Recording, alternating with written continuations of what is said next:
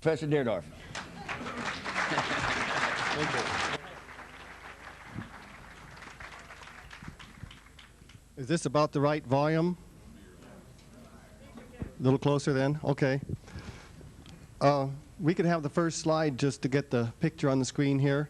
My talk is about the Meier case. It just refuses to go away because there is so much good photographic evidence, daytime photos of high quality.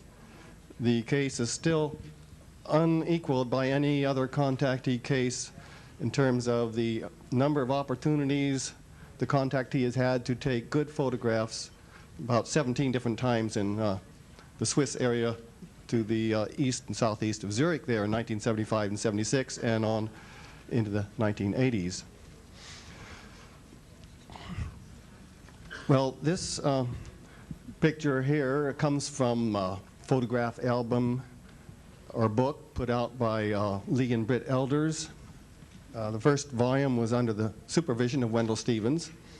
Some of the photos I'll be showing here come from there. Others come from Switzerland themselves, the Meier's UFO support group that at least up to a couple of years ago was selling his photos, copies and copies of his photos for at price. And a few others of my slides I'll be showing come from Wendell Stevens himself. This photo I got acquainted with in around 1980 when I got that volume 1 from Lee and Britt Elders.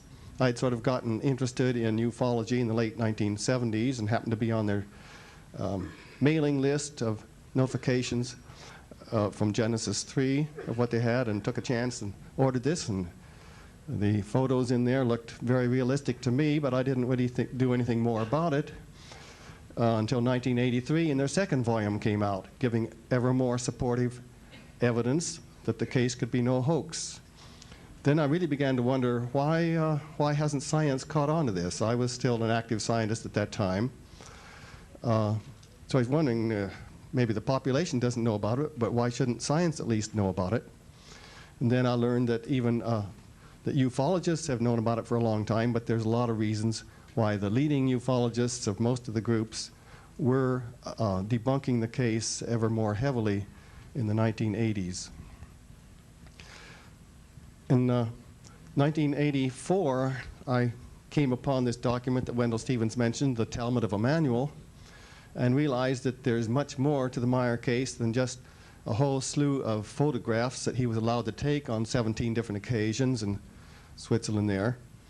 But a very important document, unless it were a hoax. So I've been spending the last 12 years turning myself into an independent New Testament gospel scholar just to check out the reality of this document, the Talmud of Jmmanuel.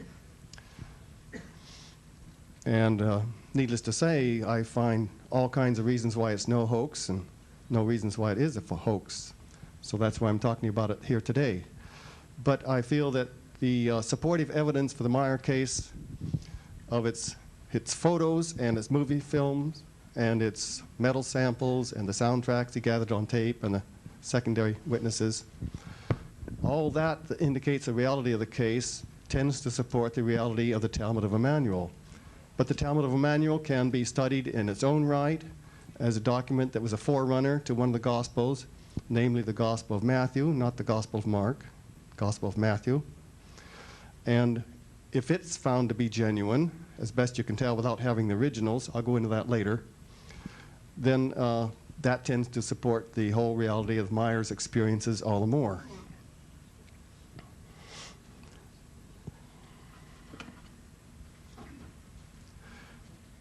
This is just the one of the front pages of the 1992 version of the Talmud of Jmmanuel, which we'll get to pretty soon. Meier has always insisted that the German version, which was the translation that the old Aramaic was made into, that's on the left here,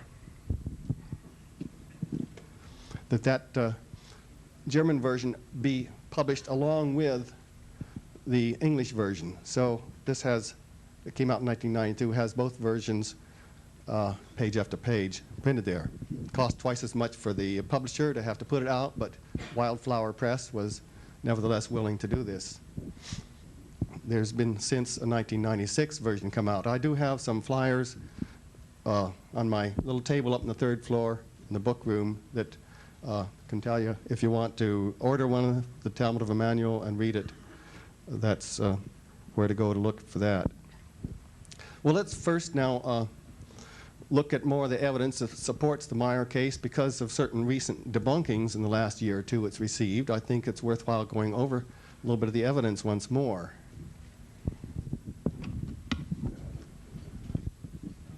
Oops, sorry, that one is upside down, but it's the same one you saw again. The same one you saw before.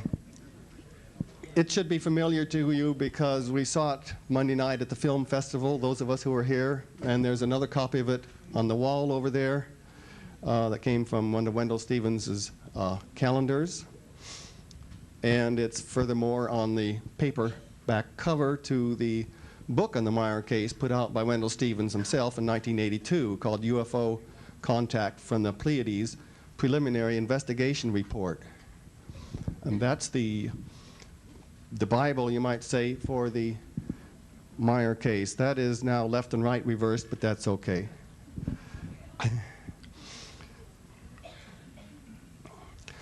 Well, Wendell Stevens back in 1977 got started on this case, and in 1978 he managed to get, with Meier's permission, first-hand direct copies of 40 of Meier's original film of color photos, color slides, 40 internegatives with which to examine the reality of the photographic evidence.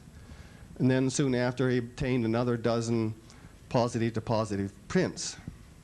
So this was one of the photos he was able to obtain and study it very intensively, mainly with the help of Jim Dilatosa.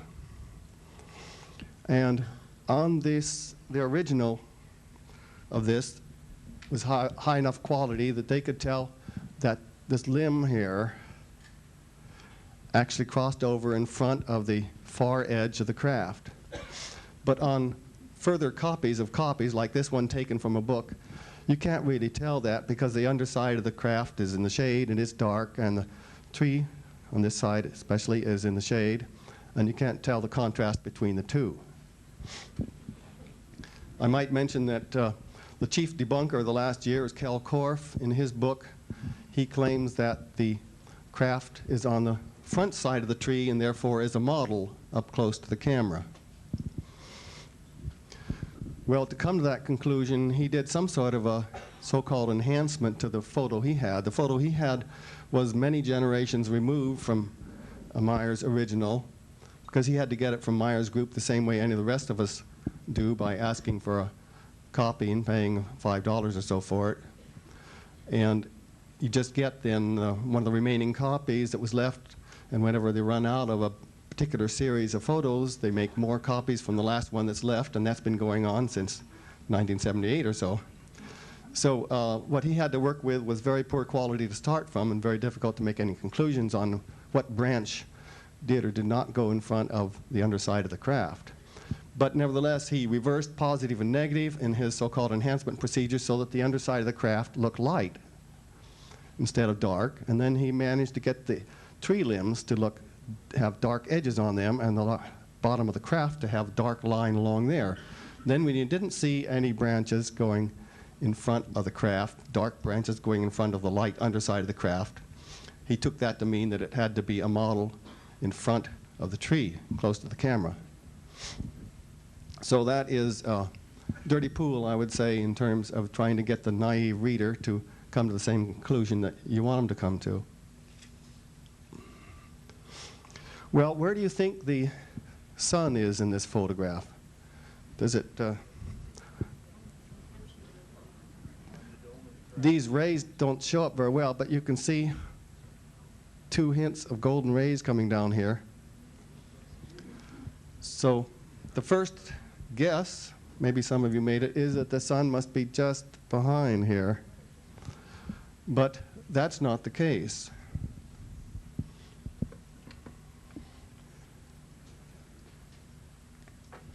This is now the correct way, left to right. And you can determine where the sun should have been in the sky about that time and date, because Meier kept track of the time at which he took his photos. This one was a few minutes after 6 o'clock he took it. This was March 29th, 1976 at Hassenbohl-Langenberg. And that's a little bit after the vernal equinox. The sun sets a little bit north of west then. Well, fortunately, Wendell Stevens, on one of his investigative trips there, he went and visited all these sites, all 17 sites that Meier had taken his photographs from, figured out exactly where he had stood with his camera, and in this case took some bearings to objects in the distance. And this tree here then was at a bearing, angular bearing of 218 degrees. Well, south is 180, west is 270. So this was southwest or south-southwest that the tree was at. And you know how wide a field of view this Meier's camera had. Turns out to be 45 or 46 degrees from left to right, because you know this was 35 millimeter film he had, and you know the focal length of his camera, which was 42 millimeters. So from that, the left-hand edge is at 209 degrees. The right-hand edge of this photo was at 255 degrees azimuth. Well, the sun was at that time close to setting, had to be over here at 270 degrees. So what we have here is the last rays of the setting sun out where the beam ship was, coming in, hitting something that was reflective, very reflective at the upper edge of the craft, and producing those two golden rays you saw come down towards the camera there. That's consistent with earlier photos, one of which, just a few seconds different time than this was taken, shows no sun at all on it. The craft wasn't at quite the right angle to reflect any rays. And still earlier photos when the craft was a dot in the distance, slowly approaching Meier. And on those you can see the highlight is on the right-hand edge of the craft, indicating the sun was off to the right. So we have no possibility that the sun was here, unless possibly Wendell Stevens was off 45 degrees or so and reading his compass, which I don't think he could have misread in a bad way like that. So we can also see that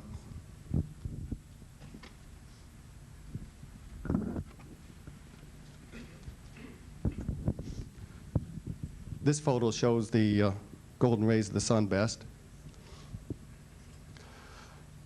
The reason why those rays are golden is because the sun was very close to setting, as indicated by its the time of day, a few minutes after 6. The sun sets around 6:20 at that time of year, that latitude and that longitude.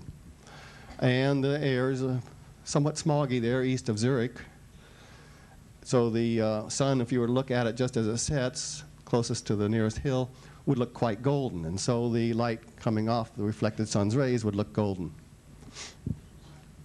Now, the fact that the sun actually isn't in the photograph then suggests that the entire foreground was indeed in shade the way it looks. This photograph I have here is sufficiently far removed from the original that its contrast is not very good. The ground wasn't really this dark in the original photo, but yet it looked shaded, as did the tree here and the treetop over there and there. So the actual sun was shining farther away, but in this foreground here, it was blocked by the hills and trees to the right here.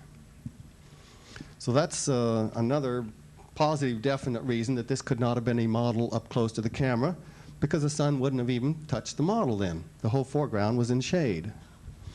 If you read Korff's book on this, he won't mention this. In fact, he was fooled into thinking the sun was right behind here. And in his book, he said that Meier purposely pointed his camera at the sun in order to try to make the suspension lines for the model be very difficult to show up in the photo. So he's doubly wrong on that count.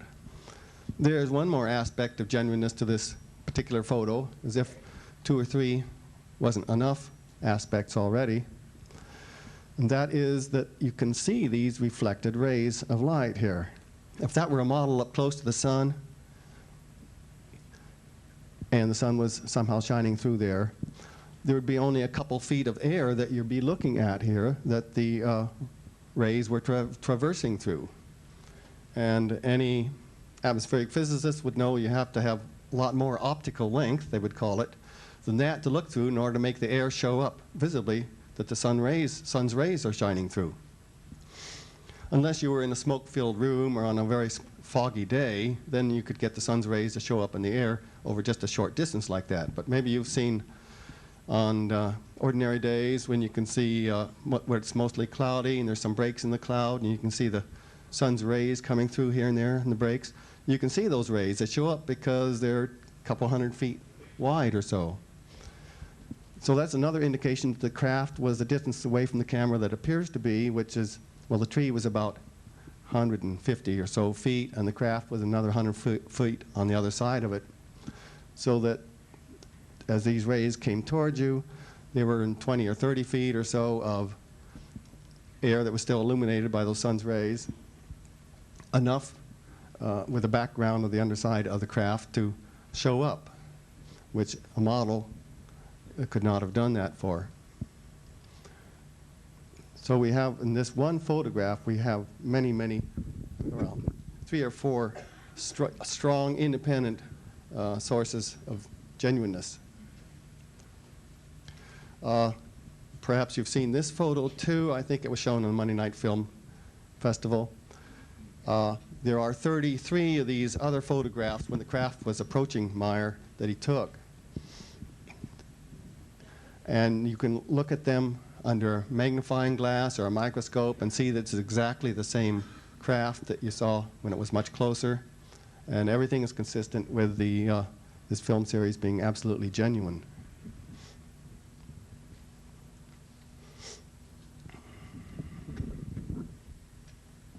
Well, let's go to briefly to another case, the so-called log pile scene, which maybe some of you have seen this one before too. This was at Obersalzberg on March 8, 1975. This one has the distinction of a photograph that was actually analyzed by someone independent of Wendell Stevens' group, their investigative group at that time. Excuse me, I haven't had a cold for a year and managed to pick this week to attack me. This physicist analyzed the copy of the photo that Wendell Stevens gave him to look at and had the courage to come out with an honest report of what he found. And his summary of this, well, this was Neil Davis, the physicist at Design Technology, Poway, California. He says, nothing was found in the examination of the print which could cause me to believe the object in the photo is anything other than a large object photographed a distance from the camera. So it's sort of rare to have any kind of professional come out with a positive statement affirming the reality of a UFO photo, because they're likely to lose their whole reputations if they do that. But this one man had the courage to come out and speak the truth, even though he couched his language rather tactfully there, not to say anything totally positive, but just to make double negatives that indicate it couldn't be a hoax. This same series had about 6 or 7 other photos in it. Here's one of them here. Here's another. This was a good instance in which Wendell Stevens' team could check up on the estimated distance the craft was from the camera by using an edge analysis, counting the pixels at the edge of the craft, because they could pace it off to see just how far away the trees were from the camera and look at how the number of pixels at the edges of branches up close and then farther away in the distance increased with distance, like you expect because of the atmospheric refraction effect of scintillation of the air. There being always 1, 2, 3 degree temperature differences, fluctuations in the air as along your line of sight to anything. And that causes density variations, which causes variations of the index of refraction of the light coming to you, and that causes the light path to waver ever so slightly. And the farther it is away, the little greater the wavering is, and the edge won't look quite as sharp. And so the number of pixels, when they count them under the eye of a microscope can vary from like 5 up close at the edge of an object to as many as 45 in the distance. In this case, the craft continued to move around to the left and then retreated more in the distance. You can see the haze effect come in there too. The top of the craft becomes less and less distinct relative to the surrounding atmosphere.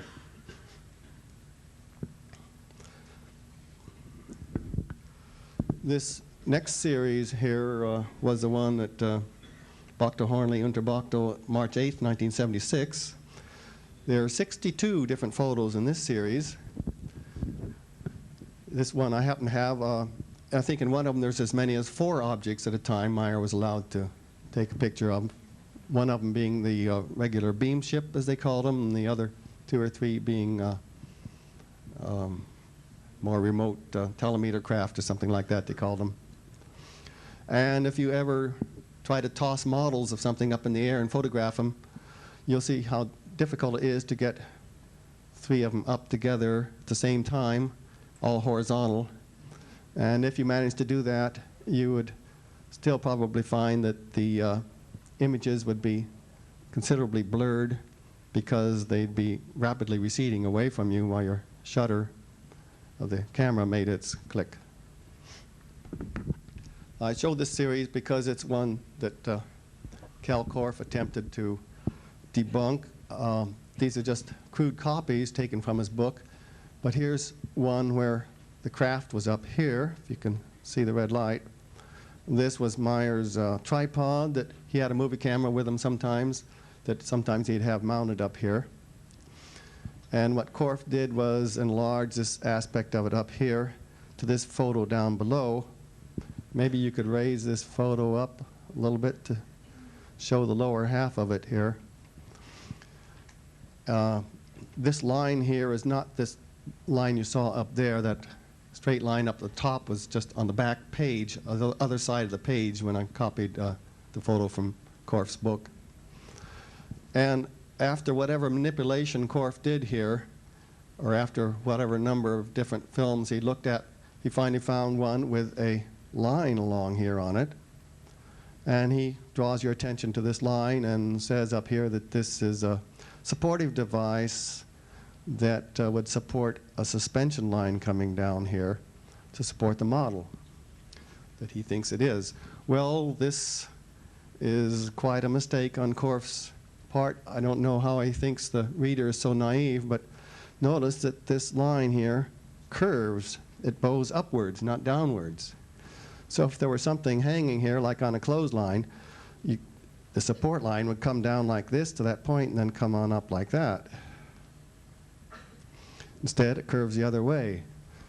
Yet the debunker has to hope that the viewer will have the same conclusions in mind that the author of the book does and not worry about little details like this. It is pretty easy to keep mishandling film and before long find some scratches on it, and now and then a scratch will be in about the right place for you to make your comment about it if you want, if you're that kind of an investigator. It's unfortunate there was no good photographic expert around who could look over Korff's shoulder when he did any of his enlargement work, or whoever did it for him. If we could have had a Bruce Maccabee look at it, I think then some people could trust the results a little bit more.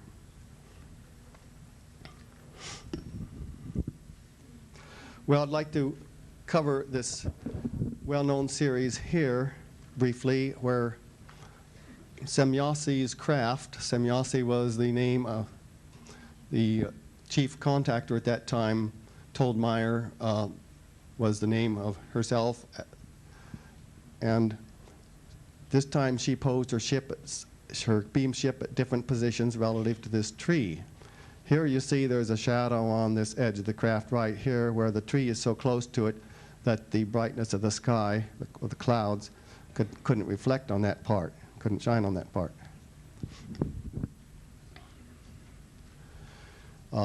Here she nestled her craft in to the very left-hand side of the tree there. Here it is behind the top here. Now, there's several hundreds of these photos that don't have trees up close to the craft, and so I'm not showing you those because you can't really tell for sure, at least to prove to the expert anything as to how far away the craft is, whether it could be a model or not. So that's why I'm concentrating on these cases, usually that have a tree nearby. This is an example of a case where there's just no way you can superpose two negatives and come out with a craft just showing through this way, or to do any double exposure of that type. It was around here on the right-hand side of the craft. And here, I don't know exact sequence of these, but I found this photo fairly interesting because you can see this tree here on the right-hand side is somewhat out of focus, like you would expect, being fairly close to the camera, whereas the craft and the tree it's been setting at different sides of is in very, very good focus, suggesting it's a good deal farther away. Actually, as I think Wendell mentioned in his Monday night film movie, Meier's camera, all during 75 and 76, I guess it was a discarded camera that nobody else wanted because it had a couple of broken parts to it. One of them was the focus. The focus was stuck just one stop short of infinity, meaning it was in pretty good focus for everything maybe farther than 30 or 40 feet away on out to almost a mile or so away. And you can take a branch like this of the tree, if you can estimate by counting the number of small limbs and everything, how long that is. I estimated from there to there was maybe 2 feet of that branch. And then, of course, again, knowing that the film, the original film, is 35 millimeters across there, and the focal length of the camera, you can deduce how far away the tree was, or this branch of the tree was. And it turns out to be 10.5 feet away. So if this were a model, it would have had to have been 20, 30, 40 feet away to really show up this well, in my opinion. And then it could have been no small model that anyone could carry around easily or conceal in one's house or anything.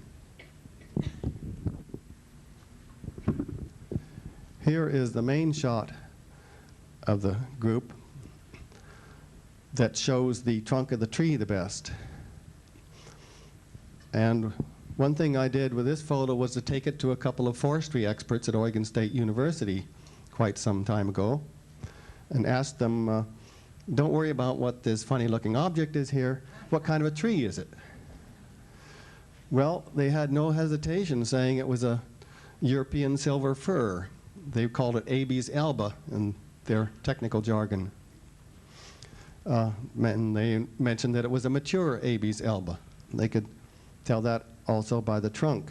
The trunk had been shorn of its older lower limbs earlier in its life, either by the person who lived there or by sheep or cattle or deer grazing there, trying to get something to eat in winter.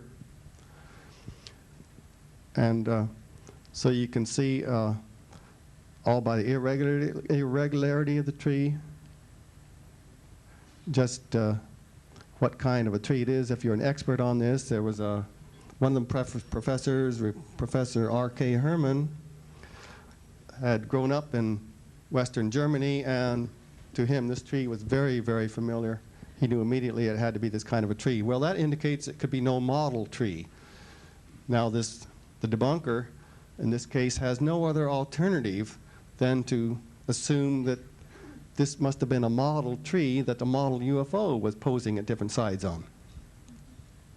So the whole point is that they don't make model trees that look like any particular subspecies of a tree, particularly in 1975. They don't make model trees with an irregularity in them like up here and with a trunk showing like this. They like to make them in nice conical shapes. One last claim that the debunker Korf made on this case was that this was a model tree that was also used in one of Meier's movie film segments. He had about 7 or 8 occasions when he ran his movie camera. Those he had spliced all together in one set of movie films, and that's also available from Genesis 3 at Lee and Britt Elder's place here in Arizona. And in one of these film, the craft was circling around the top of the tree. This was a video now. I took this off of their Genesis 3's video. The craft was moving around like this over and over again, quite suspiciously like a model dangling on a string. Well, this does seem to be an occasion where the aliens, or semiosi, purposely provide some deceptive maneuvers to give some deniability to skeptics, because like Don Ware mentioned earlier in his talk Monday, the aliens seem to have to abide by an ethical rule, something like part of the prime directive would give you, that they shouldn't force their reality, their presence, upon skeptics whom it would just drive crazy if they were suddenly forced to believe that aliens are real. So now and then they give some evidence that has some questionable aspects to it, and then the skeptic can latch onto that and say, well, like it must have been a model going around on a string here. Anyhow, this is the tree here that Cal Korff suggested was the same model tree, and it has one point of similarity. There's a gap pretty high up in the tree. It's not quite at the same height, but it's on the left-hand side. So if you don't look into this tree any more than that, you might come to Korff's conclusion. But this tree has a pretty nice long limb out here, another one here. It's a little more peaked at the top. There's another limb coming out here. And it has a little bit more slope to the left-hand side of the tree here. Let's see if we can go back to the other one. Then this tree, which is much more vertical right in here, and doesn't have that long limb coming out here or here. And furthermore has the trunk showing. So this was definitely two different trees, but therefore what is the last recourse that the skeptic has here? It is that this was the famous disappearing tree. A couple of Meier's group members, after Meier got his film back, wanted to go and see where it was he took those pictures. And they went back here and they mentioned that the top of the tree, the upper half, or the whole tree, was turning brown. In other words, it was dying. Well, that's not too surprising from us. It knows what would happen if a UFO would get as close to it as this one was nestling in its branches. But a few days later after that, they took these two brought some other people out there to look at this dying tree, and the tree was no longer there. And there was no indication that it had ever existed. The grass wasn't disturbed, there were no wood chips around, no stump or anything, no dirt showing. And so since this is beyond the comprehension of 20th century science, how it could be done, the skeptics can say, well, this has got to mean that it's some sort of a model tree, no matter how different it appears to be, it's got to be, and that's their way out in this case. So nevertheless, if you're interested, you could always get a hold of Volume 1 or Volume 2 of this from Genesis 3. Take it to some forestry expert and find out for yourself that it's a real Abies alba tree that could be no model. If you do that, I would recommend you try to seek out some professor who wouldn't be so anti-UFO that he might just say anything in order to try to debunk the whole thing. You do have to watch out for that. Well, besides these various photos of evidence, there are all the supportive witnesses in the Meier case. On a couple occasions, Wendell Stevens and his Lee and Britt elders got them together at Schmidt-Ruti in Switzerland here, east of Zurich, to videotape them as they gave their testimony of things that happened that proved to them that Meier's experiences were genuine. And here they are on another occasion. when their testimony was taken from Volume 2, that should be, of UFO contact from the Pleiades. And if you were to get a hold of Wendell Stevens' 1982 book, The Bible on the Meier Case, unfortunately it's been out of print for many years, you could do like I did and make a list of all the witnesses in the case that saw various things that confirmed to them that Meier's experiences were genuine. And these were the people that were willing to give their names to Wendell Stevens. Now, many years after the fact, maybe some of them wished they hadn't given Wendell their names, but he was able to get them from them. And like Bernadette Brandt, I guess it's Eva Beery, she had a sighting of the beam ship in the daytime sighting. So did 4 others here. And a couple of these witnesses had seen Meier in his trance state, very rapidly typing the conversations that occurred on his contact on the night before, when they could sort of telepathically, technically transmit to his typing hand in tune with the typewriter he was using to allow him to type very fast, word for word, the conversations that he recognized had gone on the very night before during their contact. I do apologize, there isn't enough time to mention how on his contacts he had to go out on his moped. It was usually at night, and only if nobody else was tailing him. Later on, quite a few people kept trying to tail him to see for themselves. Only if he shook off any tails and got out there did they show up in their craft and either beam Meier aboard or meet with him one place or another and have their contact. And similarly for his daytime photo shots. This, of course, does give another point of deniability to skeptics who think it's just very convenient that only Meier was allowed to meet with this alien Semjase.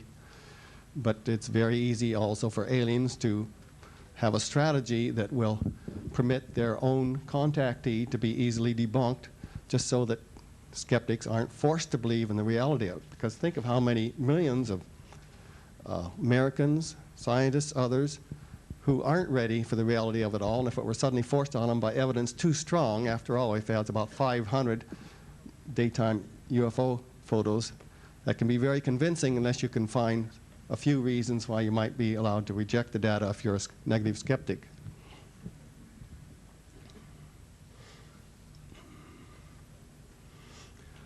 Well, by the mid-1980s, I'd looked already into quite a lot of this evidence, and it had pretty well convinced me of the genuineness of the case, so I wanted to take my own trip to Switzerland and check out a few of the secondary witnesses myself and look at his photograph albums he has that contain over 1,000 photos. At least half of them have the beam ships in them. So I went there in 1985.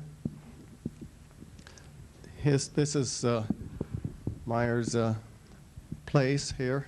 It's a converted barn on a piece of land that one of his group members was able to purchase, and they all chipped in and converted it into a residence for quite a few people to stay at. Here is a picture of some of Meier's children. One of these wasn't Meier's kid here. This was his wife, at least at the time, Calliope.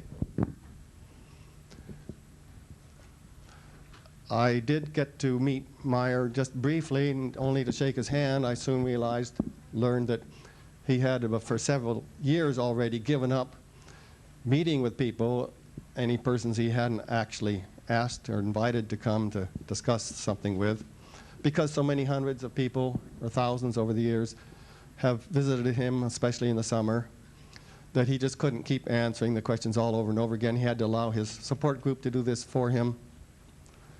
And I had to be satisfied with just interviewing a couple of secondary witnesses, from which everything, as far as I could tell, was on the up and up and genuine. But you have to realize then that the earliest investigators, Wendell Stevens, Lee and Britt Elders, their data is the precious data in the Meier case, collected in 1977, 78, 79, before any other later ufologists looked into it. Namely, Gary Kinder was another one in the early and mid-1980s. When I was there, one sort of a paranormal experience did happen to me. I'd just like to relate to you. When I first got on the property and parked there and got out, they could see that I had this camera slung around my neck. And one of them told me that they had a rule there. You're only allowed to take 2 photographs. That was it. Well, I didn't care for that very much, but I said, yeah, okay, I'll go along with that. But I wondered, how can they enforce that? It'd be pretty hard to enforce. No one's going to watch my hand every second or anything like that. So I took my first photograph, but immediately realized I had the wrong settings on the camera. That was back in the days when you had to focus, you had to look at your light meter and put the right setting on and get the right time of exposure and everything. So I took a second photograph. It was this one, 1985. And then I went to take a third photograph, which to me was the second photograph that would come out, and pushed down on the lever on the camera, and just a dull click, nothing happened. So I clicked over and over again, still wouldn't take the picture. Well, that had never happened before with that camera, and when I got back home, I later used up the roll, and the camera worked fine. It hadn't been short of film or anything. At the time, I just subscribed it. Of course, I hadn't retired yet from the university. I was still an active scientist. I just said, well, this is just a coincidence, a strange coincidence that I'll just shrug off. But since then, I've come to realize, well, reading Meier's contact notes, that they did have a craft above his place, always positioned to help ward off assassination attempts or evil attempts from certain other ETs, perhaps, that could have done this remotely. And I learned from other UFO cases that there's plenty of examples where your camera may just suddenly turn on by itself, or it's even easier to have a camera be turned off, I guess, or they can do action at a distance in affecting some of the controls within an aircraft that may be chasing a UFO, that sort of thing. So in hindsight now, I do think this was a paranormal experience that did allow them to control or prevent me from taking that third photograph.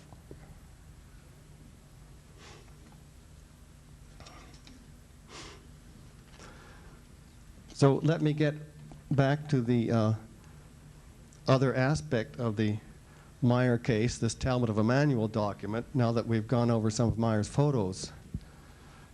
I think it's no accident that Meier was selected out to be a unique contactee that has an order of magnitude or 2 more high-quality photographs than any other contactee was taken. It wasn't just to prove to those who could accept it that ETs are real or aliens are real and their craft are around. I think another reason was to provide evidence that would make this Talmud of Jmmanuel document become known to interested persons. So let me try to briefly go over some of the Talmud of Jmmanuel's background. This starts out a little bit late, but it was 1963 that Meier happened to be traveling through the Mid-East under the tutelage of another ET at that time. Her name was Ascot. And he had known, or his family had known, an ex-priest who lived in Jerusalem by the name of Isa Rashid. And this Rashid was an unknowing mental telepathic contactee of the Pleiadians. That is, they evidently injected ideas into his head from time to time. This is what we learn, at least from Meier's contact notes. And he wouldn't know if it's his own ideas or not, but he would get promptings to do this or that. One of his promptings was to learn about the ancient Aramaic alphabet in their language, so he would be able to start reading any old document written in ancient Aramaic. The Aramaic lettering has changed quite a lot over the last 1900 years. Anyhow, he was prompted also on a particular time in 1963 when Meier was there to go out to this particular place, this tomb site at night, and bring Meier with him and dig up some valuable object. I suspect that Meier did most of the digging. He had both arms at that time. It was a couple of years later that he lost his left arm. And they came out with this package of something contained within a encasement of rosin. And inside the rosin encasement were the Talmud of Jmmanuel scrolls. So this ex-priest began translating them into Meier's language, which is German, in northern Switzerland. And they immediately found out that they could tell the whole document was very heretical to Christianity and also to Judaism. Well, just as a sample, he wasn't called Jesus at that time, he was called Emmanuel. The reason the name is written with a J is sort of a long story I don't think I have time to go into here, but we just pronounce it Emmanuel as if it were spelled with an I or an E. So that itself is pretty heretical. It turns out that St. Paul is the only one who could have affected this change, because many people started writing about the man called Jesus in decades shortly following Paul's time in the mid-50s of the first century. So Meier had to continue at that time, after they discovered the Talmud of Jmmanuel, working his way around the Mideast to earn a living, to stay alive, and he eventually worked his way around to Greece, met his wife-to-be, Calliope, there, eloped with her, and soon took her back to Switzerland to raise a family there. In the meantime, Rashid continued his secret translation project in Jerusalem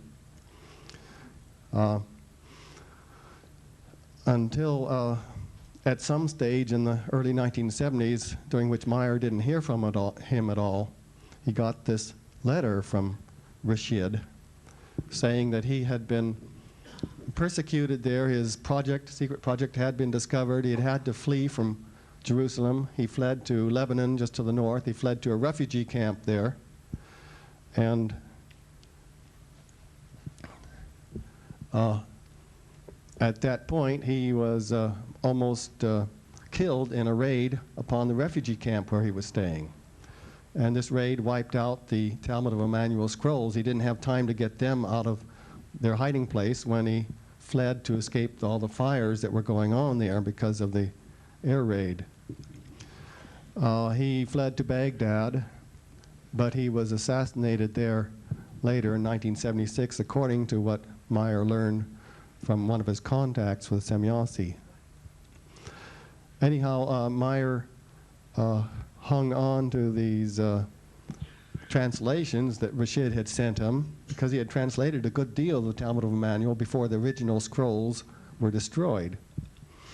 And then in the mid-70s, of course, Meier started having his contacts from the Pleiadians, and on the very first contact, Semyonsi told him this was the most valuable document. He should have it published and distribute it to interested persons, which he proceeded to do in 1978. Then the German version of it came out. I learned about the Talmud of Jmmanuel in about 1984 when I got a hold of a crude German translation of it that had been made by someone in Switzerland or Germany, and George Green had obtained it and made some copies of it to distribute, and I was fortunate enough to be on his distribution list.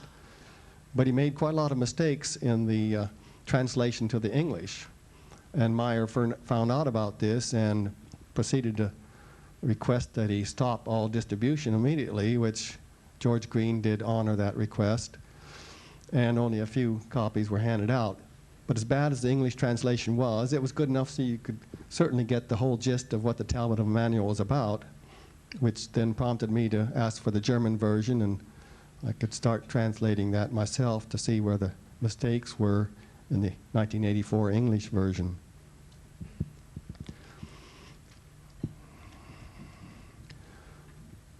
So it wasn't until 1992 that Wildflower Press came out with their English version that, along with the German, that Meier sanctioned. Although after he got a hold of it, he learned that there were still a lot of mistakes in the English. So he's happy that a 1996 version of the Talmud Jmmanuel has come out where the English is much closer to being correct. By the way, this Talmud Jmmanuel, I have some flyers on it up on the 3rd floor, my table up there in the bookstore, book room. And it's something anyone who is interested in this could look into for themselves. It's probably the Talmud Jmmanuel's biggest heresy for Christianity is that Emmanuel survived the crucifixion. So he didn't die to save mankind from their sins after all. He lived on, traveled around, which agrees with why there are these various, or dozen or so, traditions, many of them preserved by the Muslims who aren't upset by knowing that Jesus survived the crucifixion. So these ancient traditions were, many of them preserved by Muslim historians. So it explains a lot. Back in the mid-'80s, I'd been raised a Presbyterian, sort of a nominal Presbyterian, and didn't think too much about my faith. I got in the Navy and was pretty far away from it. Got out and got married a Lutheran girl. And at that time, then I joined the Lutheran church and went to church every Sunday, sang in the choir with her, and listened to the pastor give some discussions from the Gospels each Sunday. Recited their creeds with them. Didn't think really too much about it, except I was a little bit uncomfortable in the concept of the Trinity and the Holy Ghost and resurrection and Jesus dying to save mankind from their sins. But after all, everyone around me in the society seemed to believe the same way, or a lot of people I knew did, and others and pastors certainly knew a lot about it, more about it than I did, and the belief had been going back for centuries, so who was I to question any of it? But after this Talmud Jmmanuel came out, I realized that this looks like the true story, and all these things I'd been vaguely uneasy about were all explained in pretty rational ways. Yet it's explained in a natural way that doesn't in any way look like a literary hoax.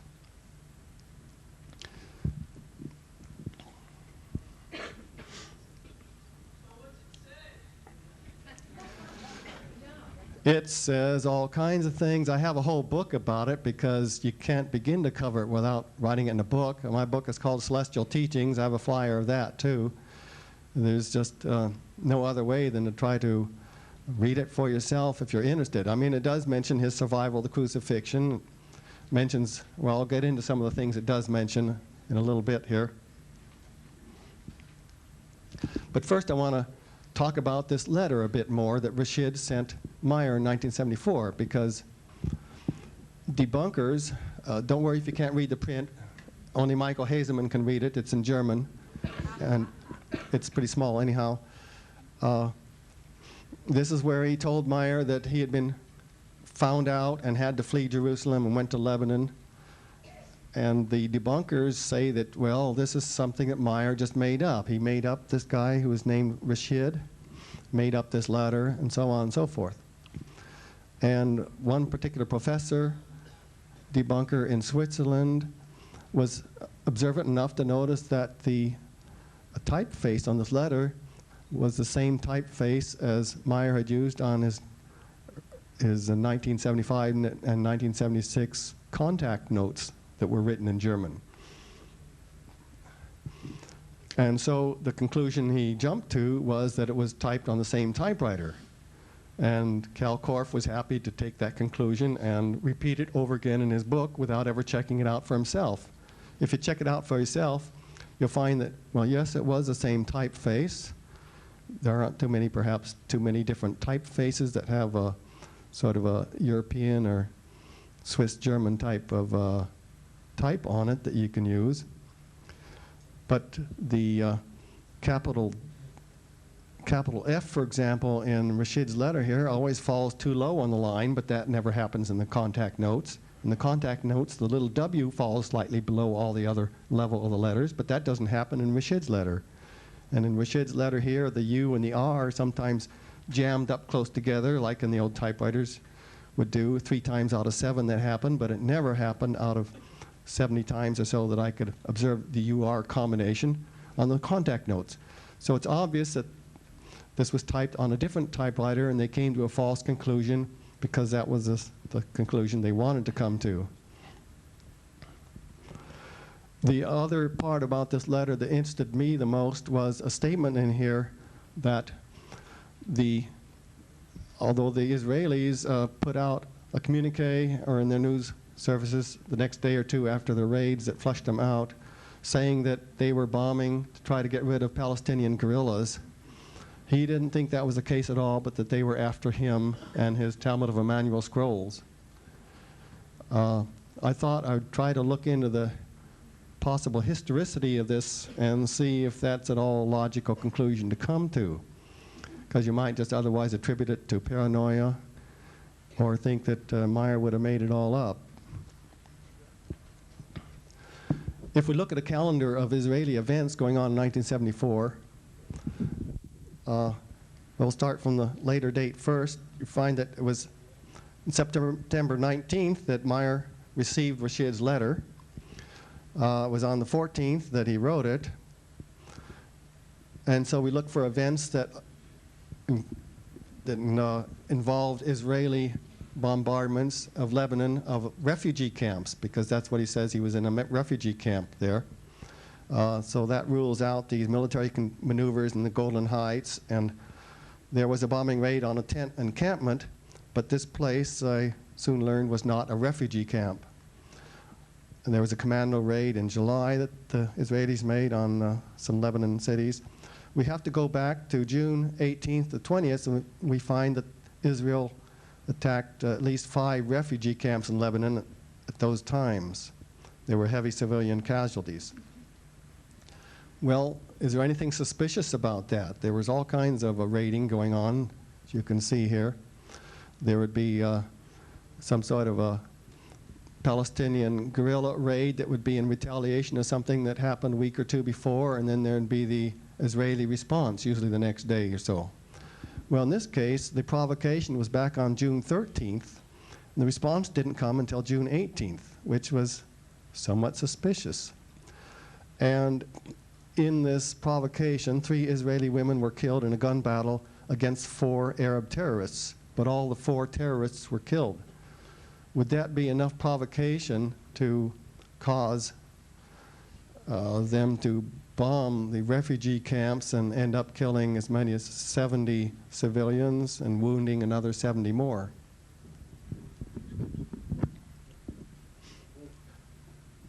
Well, according to the, here's a little map just showing that the refugee camps in question are these little X's right here in southern Lebanon. This is Israel down here. Here's Lebanon. Here's Syria. Jordan over here.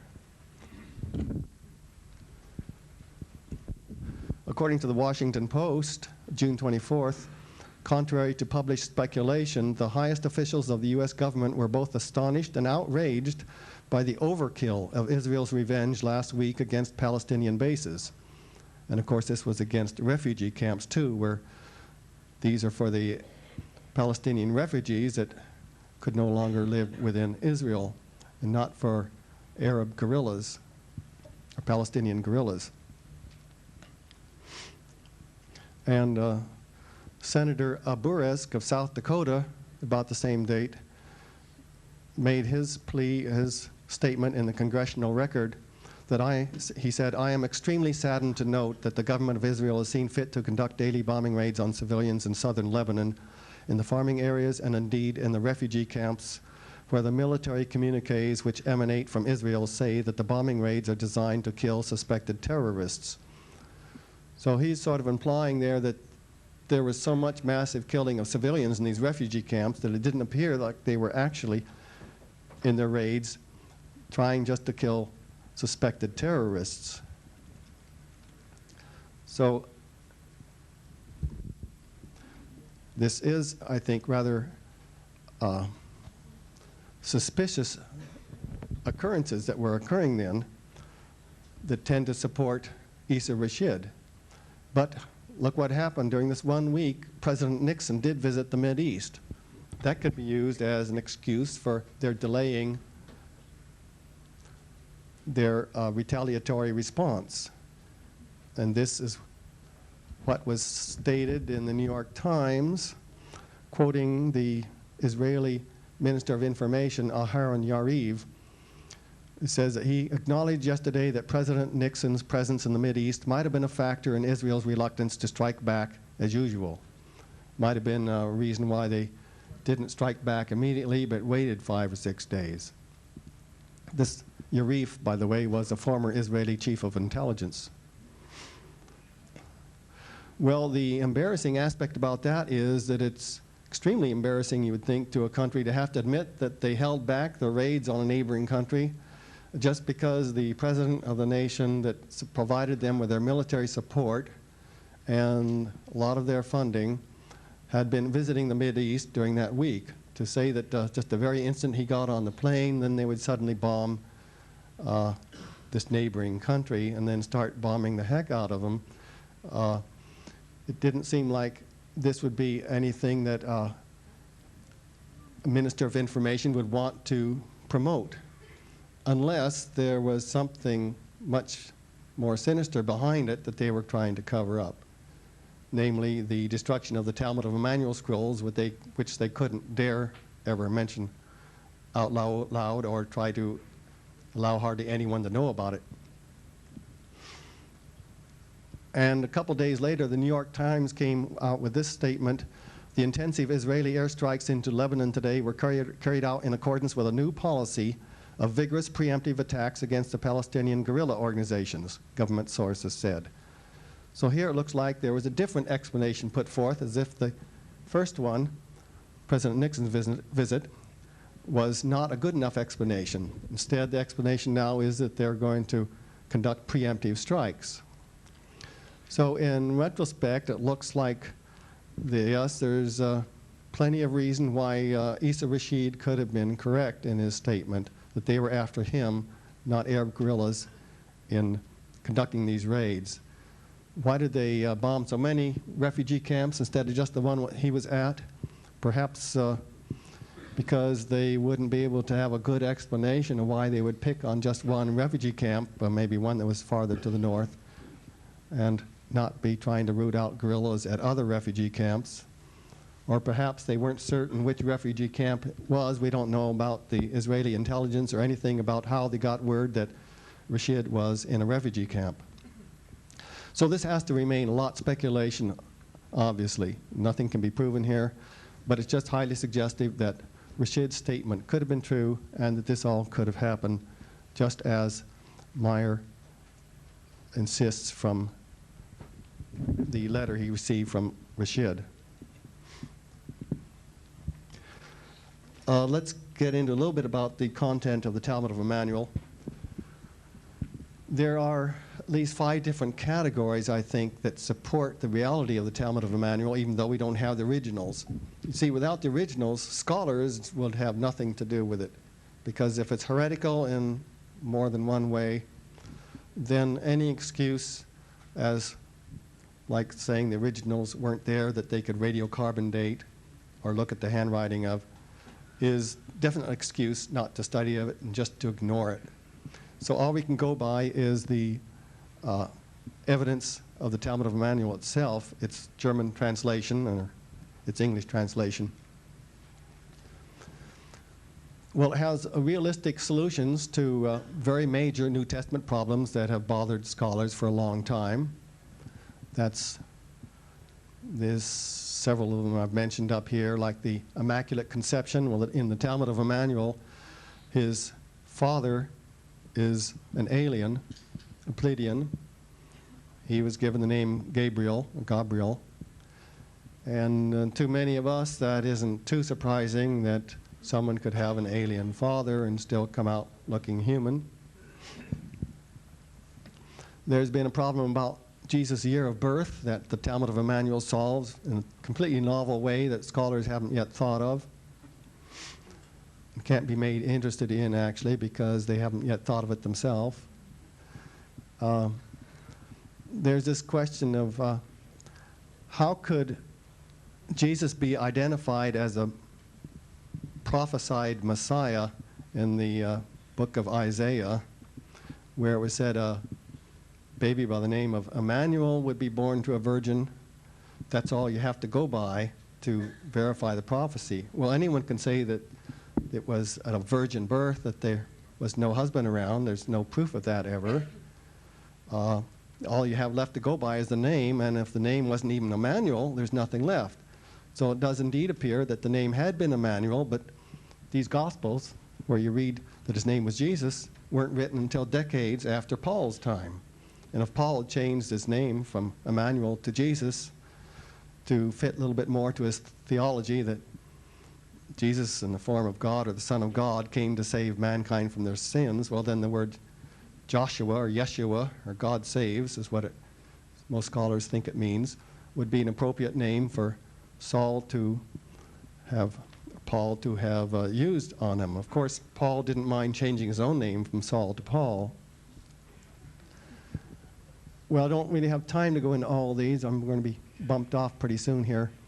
About the writer and the priority of the Synoptic Gospels, you find out that Mark wasn't the first Gospel, but that it was Matthew after all, as has been stated by the earlier church fathers. It's implied in the testimony of a Bishop Papias in the mid-2nd century. That's the earliest you can get. Then slightly later you find Irenaeus, and then Origen, and then Augustine all said that Matthew came first, and then Mark was an abbreviation of it, and then Luke. But along about the 19th century, scholars found that there were too many embarrassments with having Matthew come first. Really, I mean, why would the writer of Mark cut out so much from Matthew and left out the Sermon on the Mount and some of the parables and so on? So they switched around to the theory that Mark was first, and then they could say that the writer of Matthew added to Mark, and that was much more acceptable theologically. And they've settled for that ever since, even though these 19th century scholars that convinced them to finally turn it around and have Mark be first, their views were dominated by theological commitment to their belief systems. The betrayal by Judas makes sense as to what happened in the Talmud of Jmmanuel. It was a different Judas, a Pharisee. It had about the same name, and so it became convenient to blame it on Judas by the chief priests in the area and to perpetuate that rumor within their synagogues, because then people would not want to believe Emmanuel's teachings if one of his own disciples had betrayed him. Emmanuel's appearances to his disciples after his entombment, well, that makes sense if he was in his physical body after he rose from the tomb and hadn't quite died after all. His wounds would be partially or mostly healed, I guess. I personally still think it was a minor or major miracle that he could survive and within 3 or 4 days present himself to his disciples. But that's still far different than a resurrection, which has never ever been confirmed in history. Saul's conversion is well described in the Talmud of Jmmanuel in a novel way. As a hint to it, I can say if you were to go back to the book of Acts and look in chapter 9 and read about the road of Damascus experience there that Paul had, you'll notice that the men with Paul heard the voice calling out to him along with Paul, along with Saul, that is. And so it could have been no internal vision that Saul had. Turns out that Damascus is the first place that Emmanuel fled to, or went to after he survived the crucifixion and stayed there incognito for a couple of years, according to what we can glean from the Talmud of Jmmanuel. Then, as I mentioned, there's these traditions of Emmanuel having traveled to India. If I try to summarize where it was that the traditions have in being, there's not only Damascus, then there's Nisibis here in what is now central or southern Turkey, on to Ephesus, and back along this Silk Road route to a couple places west of and east of the Euphrates. And it's a very good set of traditions here at Herat in northwestern Afghanistan that you can read about in the available literature. A lot of this is in unavailable literature that's in only available to certain private libraries written in Islamic or Arabic language. And on to, there is a Mary's tomb here in eastern Pakistan. Evidently, she didn't make it that far. She accompanied Emmanuel along with Judas Thomas. Judas Thomas, by the way, turns out to be brother of Emmanuel, or Jesus, called Thomas, presumably one of his four brothers whose name was Judas. And as to why he was called Thomas, which means twin, isn't given in the Talmud of Emmanuel. Perhaps two of these brothers were twins, or perhaps he looked like someone else and was called a twin. In Kashmir, in Srinagar, that's where his tomb is. He's apparently lived a long life there. And there's a tradition from northern India that got into the Hindu literature. That's in the document called the, what is it?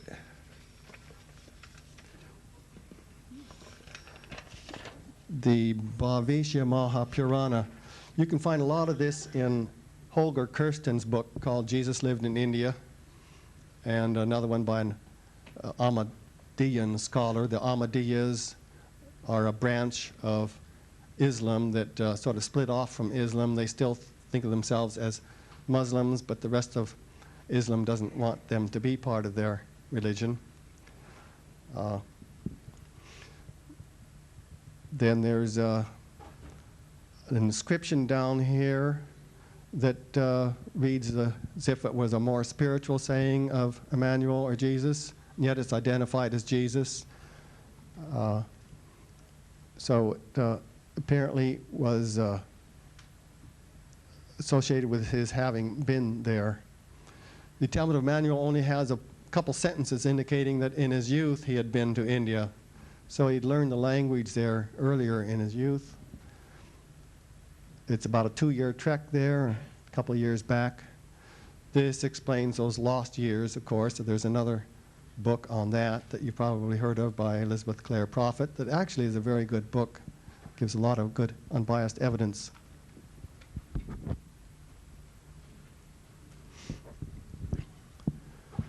The UFO-like events in the Talmud of Emmanuel read quite realistically. I don't have time here to go over them, but the Star of Bethlehem, for example, was the bright light with a long tail. And you'll find that they do read quite naturally and realistically.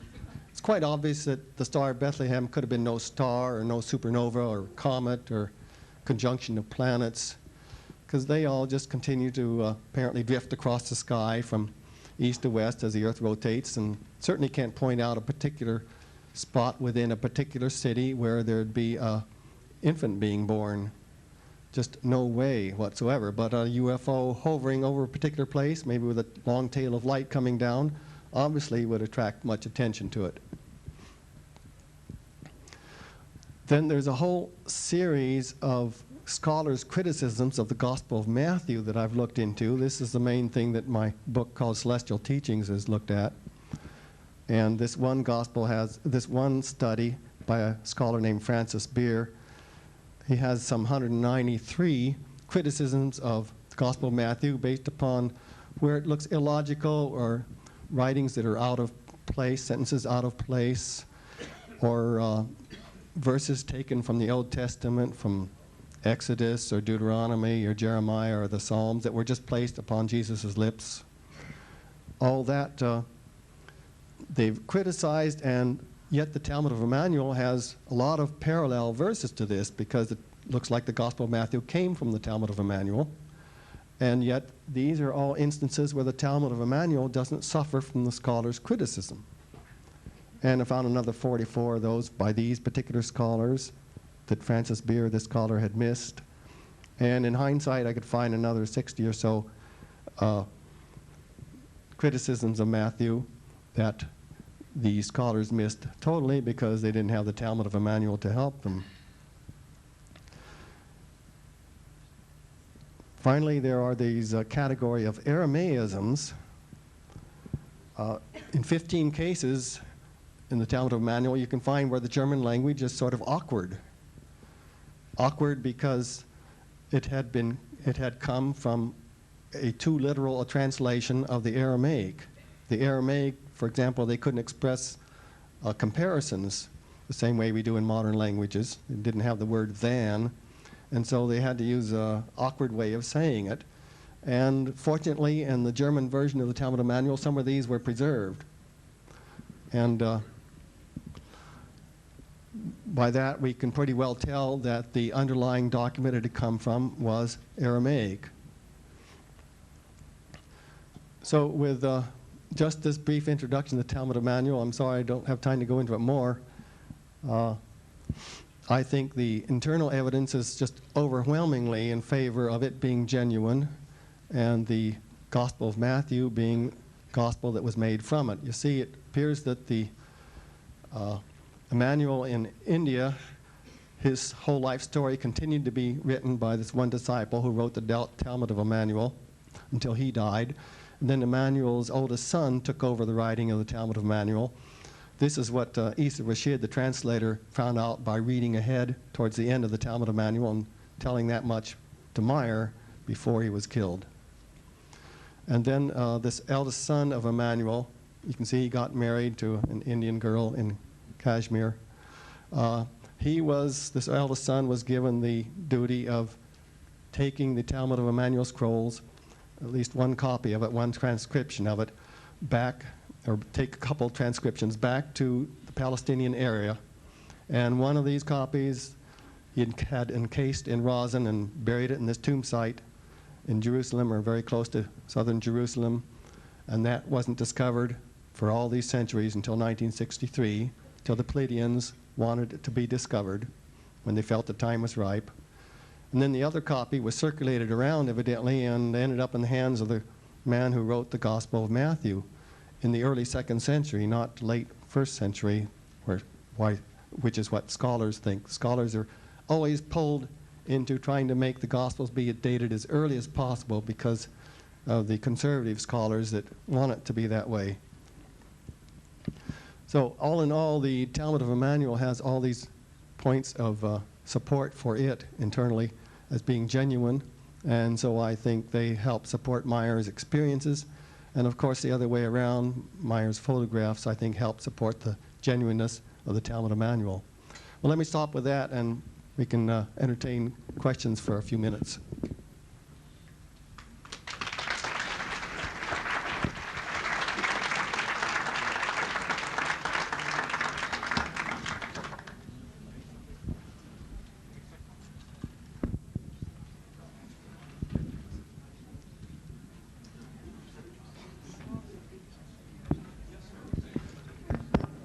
Okay. Yes. Yes, sir. I was wondering, in regard to the book Holy Blood, Holy Grail, where they mention where Jesus' children, along with Mary, Magdalene? yes, had gone to France to live out the rest of their lives.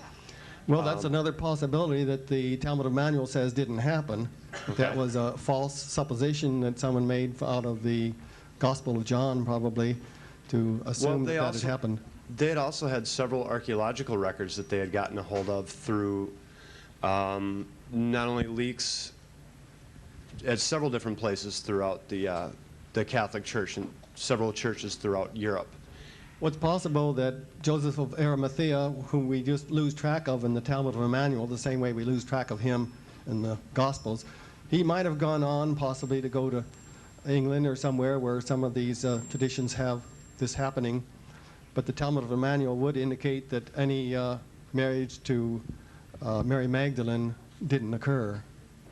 So it all depends upon what you think, what evidence you decide for yourself is the most realistic. Okay, thank you. Yes, I got an interesting point to make. Everybody's heard about the Dead Sea Scrolls, and with all the recent information coming out, there are a lot of heresies there. Do you see any connection or similarities between the so-called heresies and the Dead Sea Scrolls concerning or so-called conservative or the established Christianity as compared to the heresies that appear in the Talmud Jmmanuel? Well, there isn't much connection. There may be the possibility that Emmanuel, Jesus, was the so-called teacher of righteousness that the Dead Sea Scrolls talk about. There's been all kinds of speculation about that. Some even think that Jesus was the wicked priest instead. There's been all kinds of speculation. But if you read the Talmud of Emmanuel, it seems that Emmanuel didn't want to have much to do with the Essenes. He did have one encounter with them and was afraid he would be sort of entrapped by them and forced to stay there, and shortly afterwards they fled on to a caravan and continued on their way to the east. That is, he was identified in Ephesus, I guess it was, and almost had to stay there under the Essene authorities against his will if he hadn't have fled. So it indicates that Emmanuel's lifestyle seemed to have been quite different than from Essenes. I mean, the Essenes did seem to be a rather secretive organization. We know so little about them. But Emmanuel was quite different, speaking out, doing his preaching, teaching, even though it led him to be crucified, which he managed to survive. He knew he would survive, and therefore it wasn't in any sense suicide to him. But I'm getting off the point here. So, yeah, there isn't much connection that the Talmud Jmmanuel would say is between Jesus and the Essenes, even though I've read a lot of channeled documents, plenty of them. The Lord's Canon has some that would indicate that Jesus had close connections with the Essenes. The way I see it, that wasn't the case, and that you just can't trust a lot of channelings. I read 10 or 12 supposed ministries of Jesus that you get through channeling and other means, and none of them can come anywhere close to the Talmud Jmmanuel and its realism and its tie-in with the historical data. But again, you'd probably have to check this out for yourself. Two quick questions. Was there ever a copy made of the original Amoray version? Not that we know of. No, just no original Aramaic with which to help prove Meier's case. So the original source as it exists today is the German version then? That's the earliest version we have, yes. Okay. On the subject of Meier's photos, were the negatives ever preserved through a high-resolution digital scan for analysis and preservation, anything like that? Or are they continuing to be scratched up in the bottom of a dirty drawer? They're still being scratched up somewhere in Meier's possession. However, the one generation print higher than that Wendell Stevens was able to obtain of these 40 or 50 photographs, he subjected at least one of them to a high-density digital scanning, and this print that he made then actually, after they digitized it and enhanced it and made it look like a very clear ship standing out against the mountain background, it looked quite different after it was enhanced. No longer did you have that haze effect, and this particular photo has been taken by QFOS members, presented around in past meetings, UFO meetings, and labeled as a giant hoax because it looks like there's no longer any haze effect. I think there's very criminal action taken there. But as far as I know, only that one photo was really enhanced in that way, just by Jim Dilatoso and Wendell Stevens' group. I just want to say briefly, I think Celestial Teachings is a wonderful book, and I'm really impressed by it. And I thought I'd mention that I've given away several copies of Celestial Teachings to biblical, well, people I know who are ministers and so forth like that, and who are knowledgeable, and they have all been very upset by it, and they have been very threatened by it. And the things mentioning about the Pleiadians, about extraterrestrials, and about reincarnation, and Jesus being in India, and respecting other religions and so on. And the thing I'd ask about briefly, that in the material, in some material I've heard, there's the statement made that Isa Rashid took the Talmud of Jmmanuel at one point to the British Museum in England, and that they photographed it in its entirety, but then they didn't want it, they kept it a secret. Have you heard anything about that? I've heard that rumor, and I've checked with Switzerland, according to as close to Meyer as you can get, as I can get, which is to some secretary or other, and she denies the whole thing about it being in any British museum. Thanks, by the way, for having read the Celestial Teachings and made it known to some others. But Was there another aspect of your question I've forgotten now? No, that's all. I just was asking about the British Museum. But as far as you know, that the Talmud of Jmmanuel being, the scrolls being burned in the refugee camp in the fire, you don't know of any other copy of it in its entirety? Oh, no, no other original that we know of. Some people keep thinking that Meier has certain evidence of some sort or other that would support some of this that he's just withholding until the proper time, but nobody knows. How much more time? Are we about out? Okay, gone over time, sorry. Just point of information. I had viewed another video, and it had mentioned the missing tree and the Palladians, and apparently what they had said concerning the Meier case was that the Palladians had taken compassion on the tree that had been destroyed, had gone back in time and space, and had taken it as a seedling and transferred it to another location and planted it. Well, I forgot to mention that. Yeah, that's about what Meier was told. We just don't know what kind of technology could do that, but we shouldn't feel ashamed at not knowing what technology that could be 10, 20, 50, 100 centuries ahead of ours in science could do. So they could very well have done that one way or another. Thanks. Thank you very much, Jim. Thank you.